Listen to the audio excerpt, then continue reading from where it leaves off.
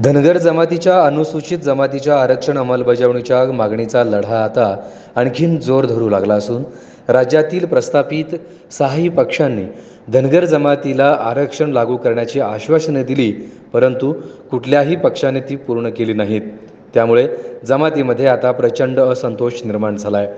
जमातीने अलीकडील काळात राज्यात वेगवेगळ्या ठिकाणी विविध मार्गाने आंदोलने सुरू ठेवलेली आहेतच, परंतु विखुरलेल्या आंदोलनाची दखल घेतली गेली नाही। त्यामुळे आता संपूर्ण राज्यातून विविध सामाजिक संघटनांचे प्रतिनिधी, विविध पक्षात काम करणारे नेते, कार्यकर्ते, प्रबोधन मंच, आजी माजी आमदार, उपोषणकर्ते या सर्वांच्या वतीने सकल धनगर समाज या बॅनरखाली ना नेता ना पक्ष, धनगर आरक्षण एकच लक्ष या धोरणाने सामूहिक नेतृत्वात 9 सप्टेंबर 2024 पासून पंढरपूर येथे पांडुरंगाच्या नगरीत आमरण उपोषणाला धनगर जमातीचे कार्यकर्ते बसणार आहेत। या संबंधीचे निवेदन जिल्हाधिकारी सोलापूर यांना देण्यासाठी आज शुक्रवार दिनांक 30 ऑगस्ट 2024 रोजी दुपारी 2 वाजता सोलापूर जिल्हाधिकारी कार्यालय सोलापूर येथे उपस्थित राहून धनगर समाजातील नेत्यांनी जिल्हाधिकाऱ्यांना यासंबंधी निवेदन दिलं आहे।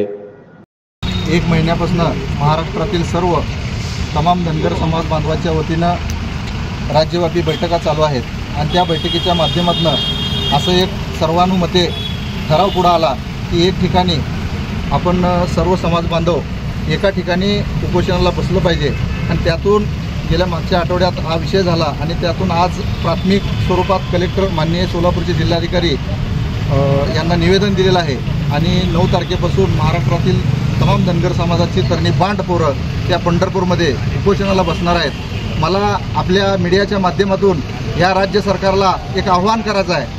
महाराष्ट्राचे मुख्यमंत्री एकनाथजी शिंदे आणि उपमुख्यमंत्री देवेंद्रजी फडणवीस आणि अजितदादा यांना की तुम्ही सत्तेत आल्यापासून महाराष्ट्रामध्ये मराठा समाजाला कुणबीचे दाखले कशा पद्धतीने प्रत्येक जिल्हाधिकारी कार्यालयामध्ये एक टेबल लावून सेपरेट यंत्रणा लावून तुम्ही मराठा समाजाला कुणबीचे दाखले दिले त्याबद्दल आम्ही तुमचं अभिनंदन करतो।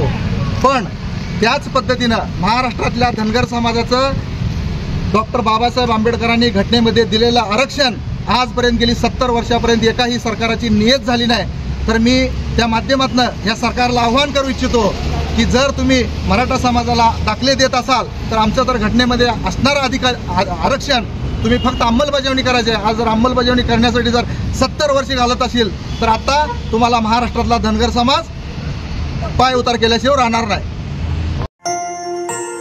द आकाशवाणी, नातं आपुलकीचं, नातं विश्वासाचं।